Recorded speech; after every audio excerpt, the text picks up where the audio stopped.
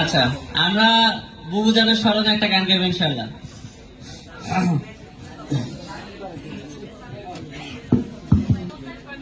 দাদা বাবু গো কথা শোনা, জঙ্গি মাতান গো সঙ্গে লইয়া, রাস্তাঘাটে পার্কে যিনি বোমা পাঠান নিত্য দিনে, দেশকে নিয়ে করেন শুধু বুবু চিনি মিনি।